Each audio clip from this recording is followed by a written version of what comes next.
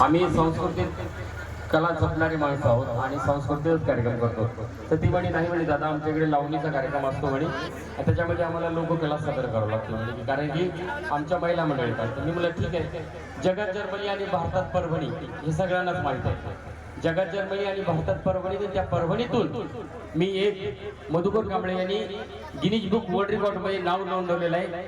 तो म्हणजे पायामध्ये 20 किलो घुंगरू बांधून डोक्यावर समई त्याच्यावर 5 भांडे अनेक देवे लावून मी दिल्लीमध्ये 55 मिनिटं परफॉर्मन्स करून हा डान्स माझा गिनीज बुक वर्ल्ड रेकॉर्ड मध्ये दर्ज आहे.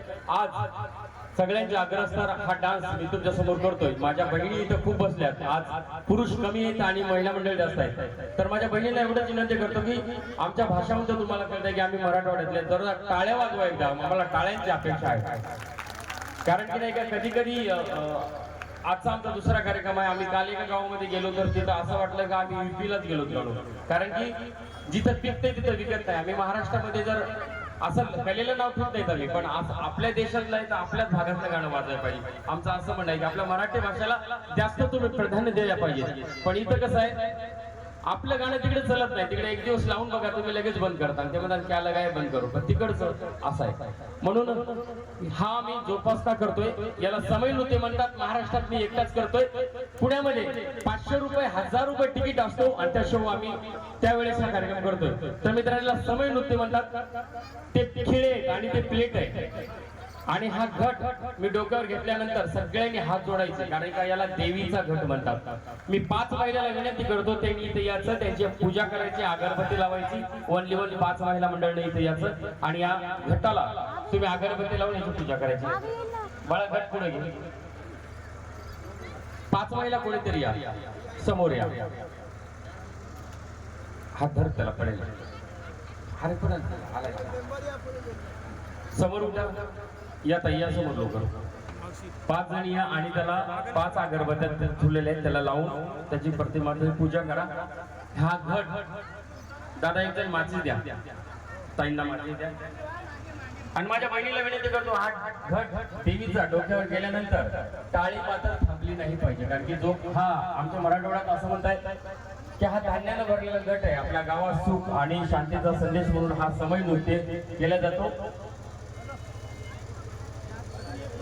एक एक अगरबत्ती लावा सगळ्यांनी.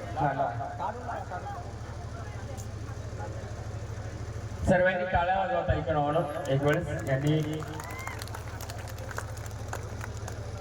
आणि कलाकारांना तुम्ही दाद देता त्या बाबतीत धन्यवाद मित्रांनो. कारण की दादाला आम्ही पहिलं सांगितलं की दादा आम्ही मराठवाड्यातून आलेलो परभणीहून.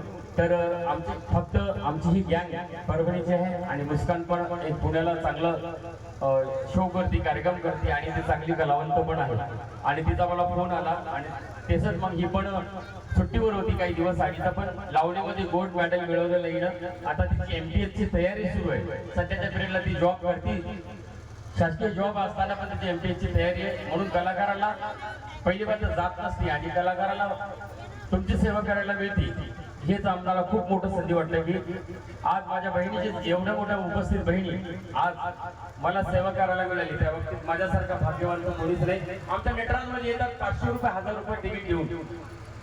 पण आमचा परफॉर्मन्स झाल्यानंतर त्यांना हात सुद्धा उचलत नाहीत. मांडीवर टाळ्या वाजवतात. स्टँडर्ड लोक मांडीवर अशा फक्त मांडीवर आहे खुर्चीवर.